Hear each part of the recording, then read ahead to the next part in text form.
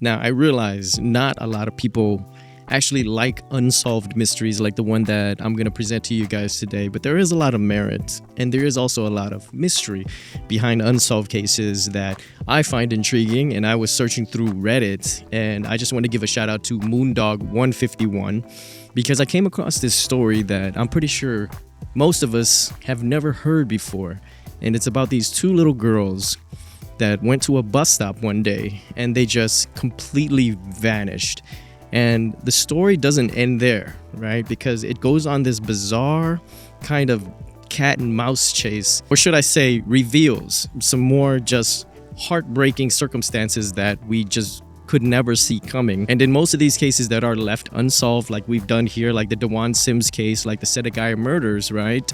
There is still hope that there can be a justified outcome. And to get a better idea, I'm gonna have to paint you guys a picture of where these girls came from. Okay, they came from the Northern Mariana Islands, and if you guys have never heard of that, then you definitely never heard of this case. While not a state, it is a U.S. Commonwealth territory that's been part of the United States since 1975, and this status, it means more than just a connection, to the mainland US, right? It gives federal law enforcement significant authority over this territory to take charge when needed, which is going to be crucial in this case in general. Now, there is this small village, right? It's located in this region, and there's just 317 residents, called as Tio. And this area is characterized by a lush natural setting. The soil is very fertile, making it an ideal area for farming. So there's a lot of farmland and of course a lot of farmers. So as you can guess, it's a very simple existence, right? For a happy, tight-knit community, right? I mean, 317 people is not much at all. You can literally take this entire village to the movies here in the States, right? To your local AMC. And with a population of this size, we can safely assume that probably everybody knows everybody's name, as the saying goes, right? Everyone has probably met or seen everyone, which makes what happened in 2011 that much more creepy, when this little village, right, that no one's ever heard of would gain a bit of attention, but not for the reasons that, they would have liked. Let's first meet 10-year-old Faloma Luhk. She was born in 2001 in Azteo, and not much could be found of her. I really tried scouring the internet trying to find more information on this girl and this family in general, and all we could assume from what I've read at least is that she was a happy, responsible child that looked after her little sister, Maleina, who was a year younger, and their upbringing started conventional, but it became unconventional because in 2007, when Faloma and Maleina were just 6 and 5 respectively, their parents left. And it started with their father, who was a former police officer on the island, had left the islands to seek work opportunities in Pohnpei, Micronesia, which was 600 miles away. And obviously, this would leave a void in the girls' lives, in the family's lives. But you know what? They still had their mother. And that was until she started working in Guam, 144 miles away, before relocating to the United States altogether, moving to the mainland. And I don't mean altogether as in with the girls, of course. They were left behind and had to be taken care of by their grandparents. And let me tell you that this isn't necessarily a sad story. It usually would be when you hear something like that, right? But for these girls, right, they had their grandparents that loved them to death, and they got to be around their aunts, their uncles, their cousins, and everybody was really supportive, in terms of their upbringing. So yes, it wasn't a sad story for these girls. And so Faloma and Maleina, they were known as happy kids, right? Known to be well-liked and had a lot of friends in school. So in general, besides the unconventional upbringing, Faloma and Maleina Luhk were just normal kids, And that's pretty much all we could gather about the girls. And now brings us to the morning of May 25th of 2011. It started like any other day, right? The girls got up, got ready for school, and headed to their bus stop. And it was early, around 6:10 a.m. when they sat down on the cement slab, as they did every single day for school at this pavilion, which was also their bus stop, to await their school bus to take them to school, which is at a neighboring city. Now, on this morning, 10-year-old Faloma was wearing a light green shirt. What was that? So, Future Monks here, and I just wanted to explain the footage that you guys had just seen. So, while I was recording, okay, now this is coming from somebody that does not believe in ghosts, okay, but I heard something, okay? I heard what I thought was a gasp. I made a little snide remark about it, and I left it at that. And then I went into post, okay, and I listened to the audio raw, right? No noise isolation or anything like that. And this is what I got. Now, on this morning, 10-year-old Faloma was wearing a light green shirt. What was that? And I'll let you guys hear it again. Now, on this morning, 10-year-old Faloma was wearing a light green shirt. What was that?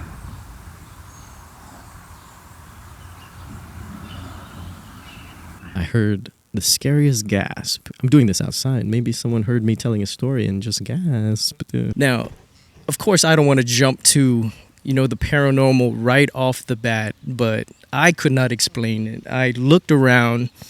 There was nobody around. It was super early in the morning now. That is to say, the voice felt, or the gasp felt very close. And we're dealing with missing children. I'm trying to, incite some imagination. It's something that I just can't explain. It felt close, is what I'm trying to tell you guys. The voice felt like it was right here. That's why I went, where did that come from?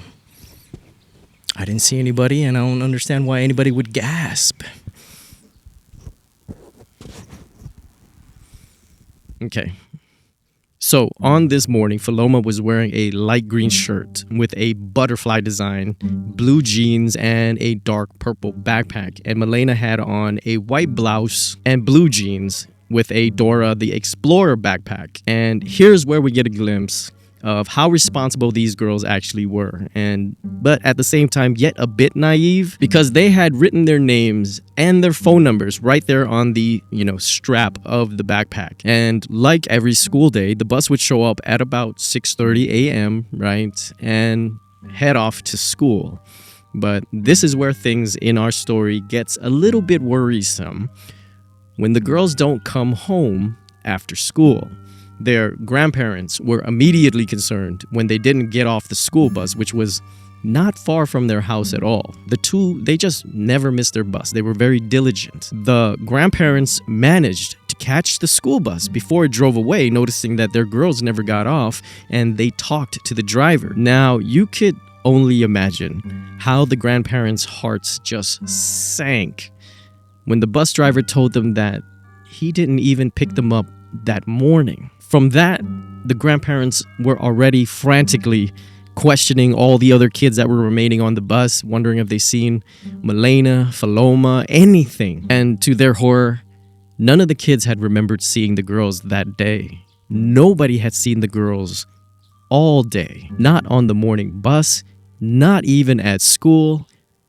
They just hadn't seen them anywhere. And we can see how time is actually a major factor in this case at this point, okay? By the time anyone realized that something was wrong, that the girls had been missing, it had already been 10 hours. And guys, it's only 300 feet from their house to that bus stop, a walk that they've done countless times before. And to be honest, the school really dropped the ball on this one as well, because they didn't even call home to tell them that their girls were absent that day. As a parent myself, I get a little text, okay? I know they didn't have text back then. They wouldn't be doing that, right? But we get a text just to tell us that our kid is absent if we left them at home. And it's always in the back of my head, what if I get that text when I know I dropped my son off at school? Now that is scary, just to think about. And these people were dealing with this in real life. They should have gotten a phone call at least to tell them that Faloma and Maleina weren't at school that day. And this case might have gone differently. I don't want to throw the school under the bus, but they dropped the ball. It always takes me aback a little bit, something like that, a small detail like that. It means the world to us, right? So the police response was immediate and massive. I mean, we're talking about two young girls here, right? They were on the lookout for Faloma, who was only 5'1" and 90 pounds.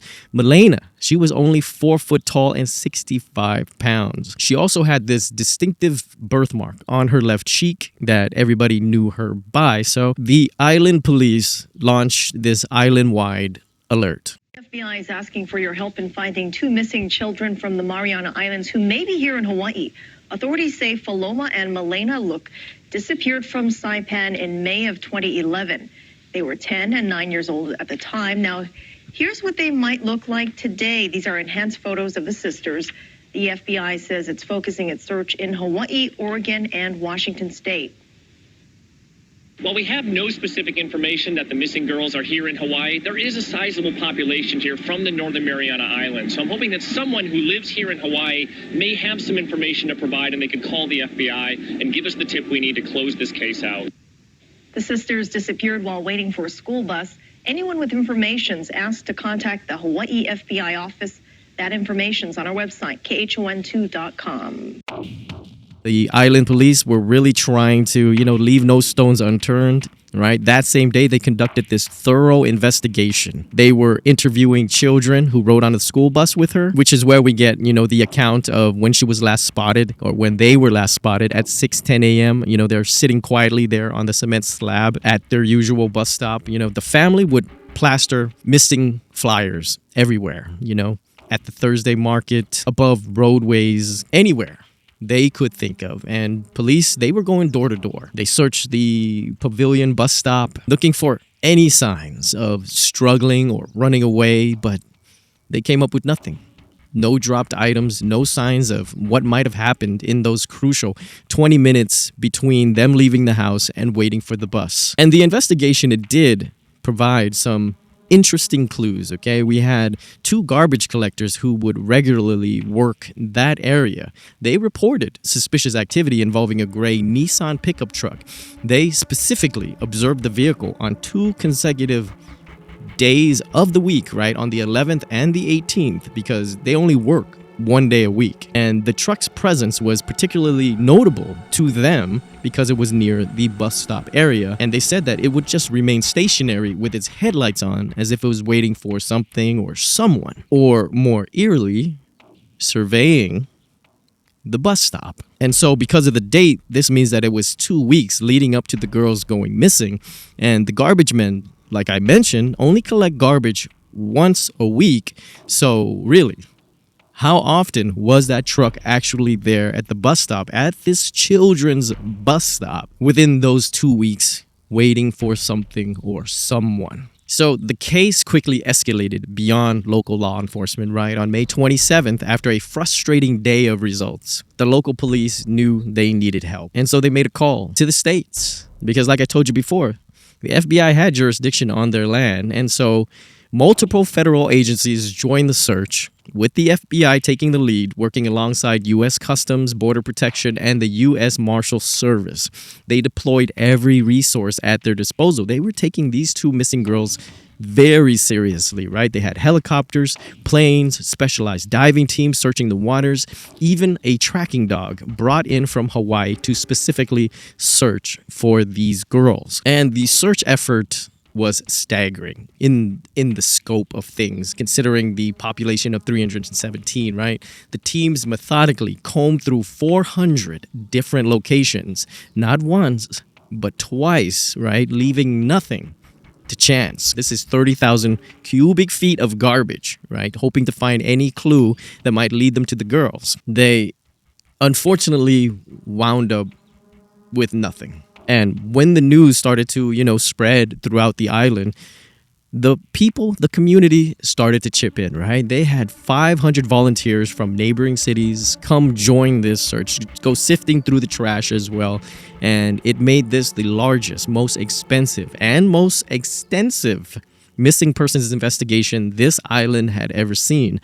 And when nothing turned up, investigators decided to look at it as a positive thing, right? Because since you didn't find a body, since you didn't find any clues, there was a good chance that the girls were still out there and they were still alive. The FBI would even offer a $25,000 reward for information leading, to their discovery. And at this point, when money is involved, you have witnesses coming out of the woodworks, and certain witnesses, they did come forward. And, this is a small town. It's so small, it's rare to see anything out of the ordinary, rare to see a face that you didn't know, someone unfamiliar. So it caught this man's attention on May 6th when they saw, him and his friends, that is, when they saw an unfamiliar face, right?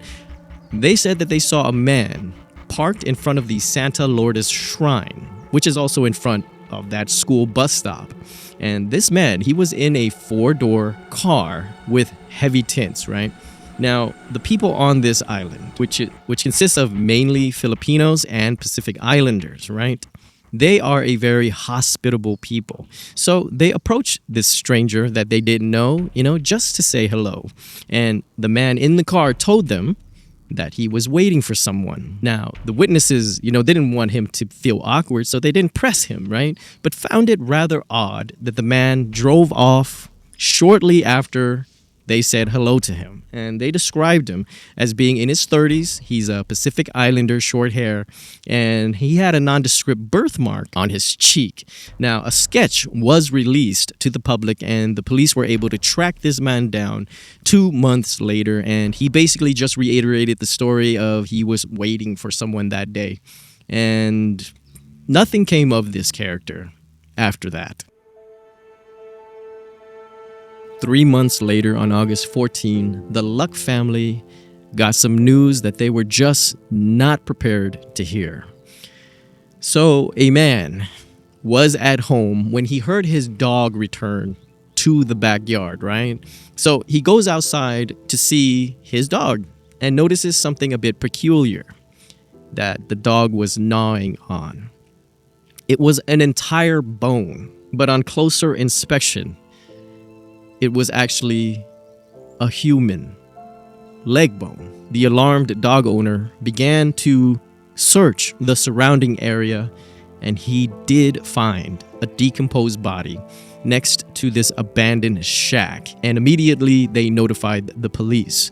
Now, there were some very concerning finds of various items of clothing at that scene, which included a young girl's underwear and a pair of flip-flops. However, forensic analysis determined that these items appeared a bit too old and too large to be tied to the case of the missing Luhk sisters. And as for the discovered remains, the dental examination of the recovered lower jaw indicated that the remains belong to an elderly man of approximately 70 years old. Now, although this was a relief to the Luhk family that this wasn't Faloma or Maleina, this particular find has still a dark twist in an already heartbreaking story for the Luhk family, because DNA testing confirmed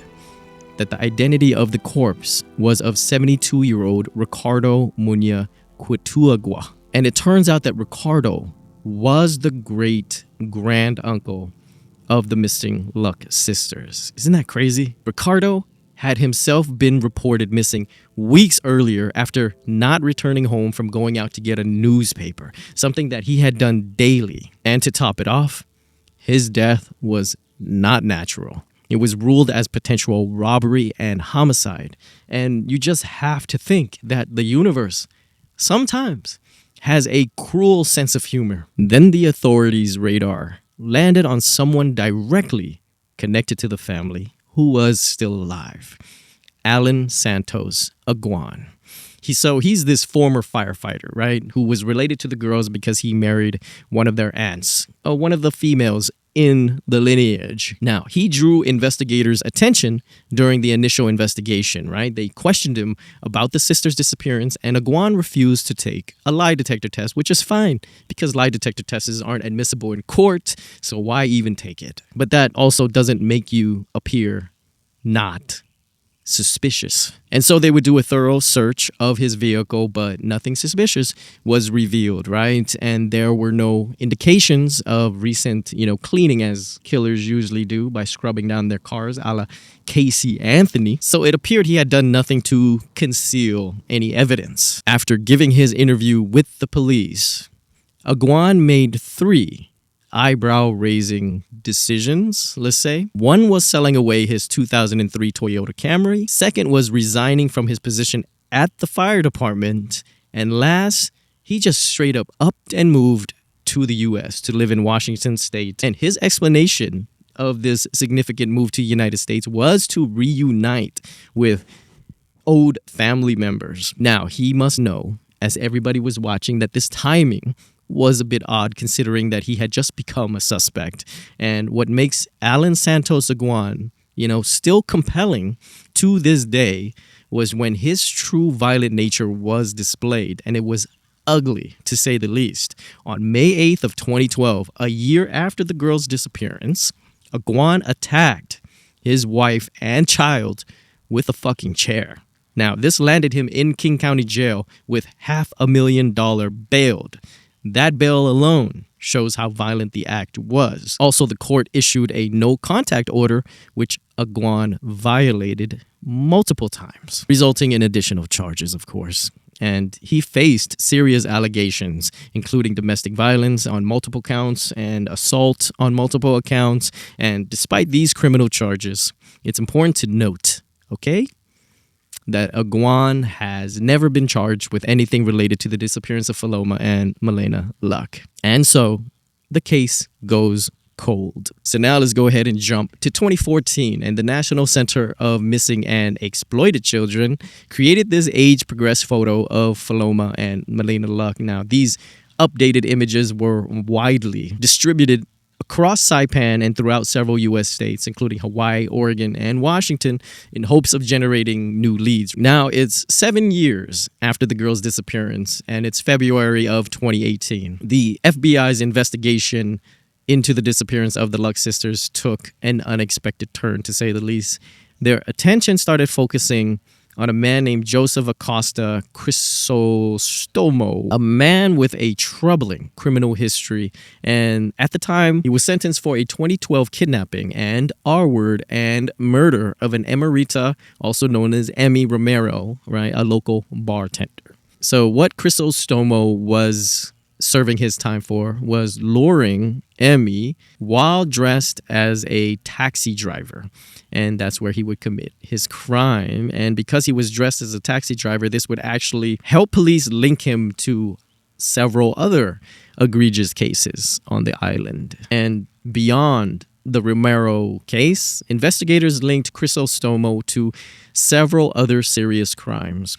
He was a suspect in the 1995 murders of 2 Chinese shopkeepers and the 2006 death of a Chinese woman whose body was discovered washed up on a beach. The latter victim was actually last seen entering what turned out to be an unauthorized taxi, echoing, the method used in the Romero case. So the investigation led FBI agents to a property in Cloverville, a small village in Saipan owned by the Crisostomo family. And based on credible intelligence, investigators believe the remains of Faloma and Maleina might be buried on the property on February 17 of 2018 using heavy equipment, including a backhoe to excavate the yard, as you can see here on the picture. Now, despite their thorough efforts, no evidence was found. The investigation hit a significant roadblock when Crisostomo's defense team presented evidence that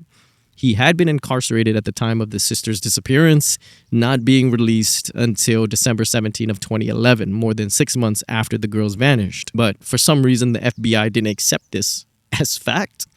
Right? The FBI's decision to proceed with the search, despite this alibi, suggested that they did have some type of compelling evidence that warranted the excavation. And the search proved very controversial, right? It's wasting taxpayer dollars, wasting time, focusing on the wrong criminal. It also led to the Crisostomo family to pursue legal action against the FBI. Now, in early March of 2018, following an anonymous tip, authorities conducted another search of an abandoned lot in Cagman, and this time they focused their efforts on a World War II era septic tank, where, according to the tipster, the sisters' remains might have been concealed.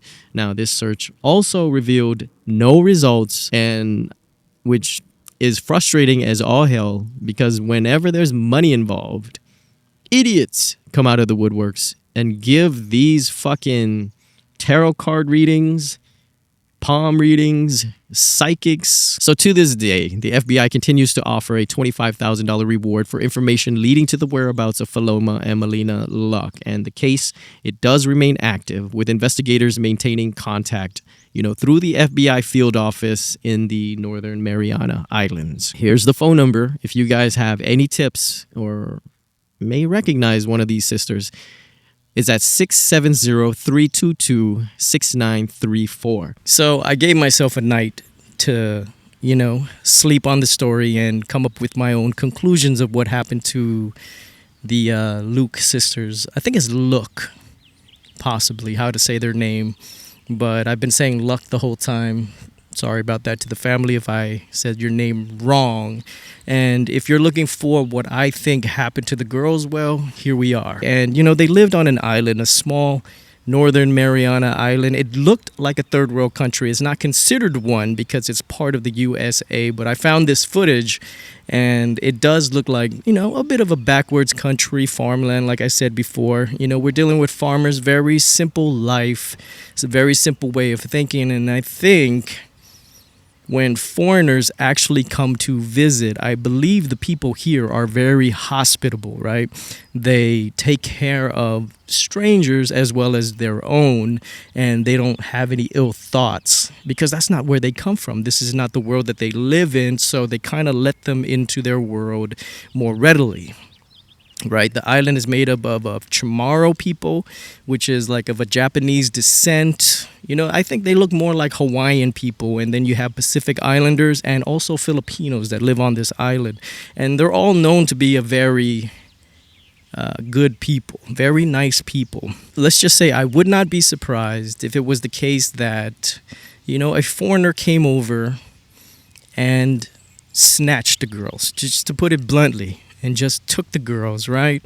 I mean, the girls, I don't want to say that they are that naive, but, niceties and a bit of naivete. I mean, they put their name and their phone number on their backpack because that's just the place they came from. We trusted everybody, we knew everybody, and they probably went with somebody that had nothing but ill intentions for the girls. And if the girls were not that naive, then the only thing I could come up with, because people remember seeing them on the slab waiting for the school bus, right, to take them to the neighboring town, and they went to Cagman Elementary. If people saw them sitting there on the slab, that means they were already set to go to school, and nothing is going to make them miss that bus. Right? That's the type of girls that I get from this. So the only way that they would be lured into a car is if they knew the person, right? That's the only way I could imagine that it was somebody. It was a familiar face. All these sightings of strangers or whatnot that people didn't know with the parked cars or whatnot. It probably came down to somebody that they knew. And in the world that we live in today, aren't we made more aware of something called human trafficking? Ever since Weinstein, Epstein, it's been made more aware for us to be careful of, right? I mean, we used to let our children just play everywhere. I remember growing up and just playing in the streets with my friends. We'd walk to the local markets or whatnot because we just weren't as aware. Back then, I'm speaking for my parents, right? We weren't as scared. My parents came from a third world country. They came from Cambodia.